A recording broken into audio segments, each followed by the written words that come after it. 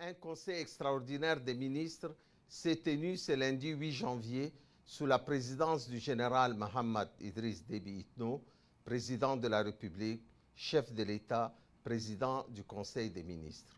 4 points étaient à l'ordre du jour, notamment le texte d'un projet de loi organique sur le Conseil constitutionnel réhabilité conformément à la Constitution de décembre 2023 dans le but de renforcer les institutions de l'État et de réguler leur fonctionnement.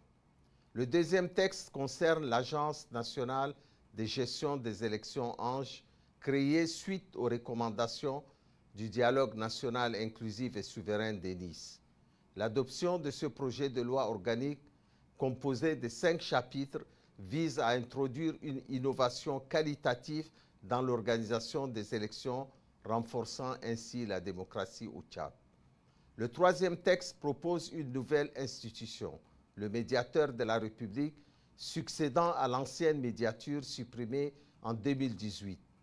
Doté d'un statut constitutionnel, le médiateur aura des missions étendues conformes aux recommandations du DENIS, intervenant dans le règlement des litiges entre l'administration et les administrés pour favoriser la construction de relations justes. Enfin, le quatrième texte concerne le Haut Conseil des chefferies traditionnelles, succédant à l'ancien Haut Conseil des collectivités autonomes et chefferies traditionnelles.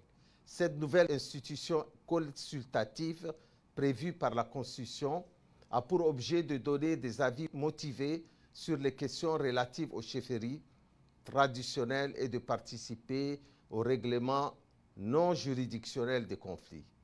Conformément à la Constitution, ces différents projets de lois organiques visent à renforcer les institutions, moderniser l'organisation électorale, instaurer un médiateur de la République et créer un haut conseil des chefferies traditionnelles, soulignant ainsi l'engagement en faveur de la démocratie et de la stabilité au Tchad. Après l'examen des différents textes, le Conseil s'est penché de manière détaillée sur l'ensemble des propositions. Pour le texte relatif au Conseil constitutionnel, des modifications ont été apportées pour améliorer le projet de loi organique, estimant nécessaire que le Conseil constitutionnel recueille les candidatures aux élections législatives, à l'instar de la présidentielle, compte tenu de leur importance. Concernant l'Agence nationale de gestion des élections, des amendements de fond et de forme ont été effectués, notamment relatifs à l'exclusion des dirigeants des partis politiques des instances de l'agence. En définitive, le Conseil a retenu l'exclusion uniquement des chefs des partis, permettant aux autres membres des partis politiques de se faire désigner dans cette instance.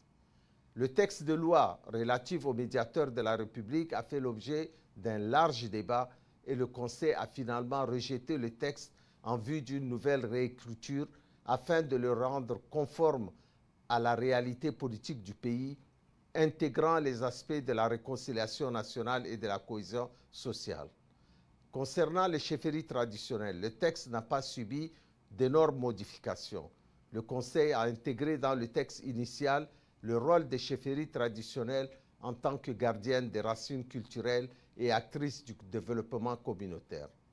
Ont également été abordées la question des mandats des membres de ces institutions, le nombre de membres du bureau ainsi que l'adoption d'amendements visant à renforcer la qualité des textes proposés et leur harmonisation.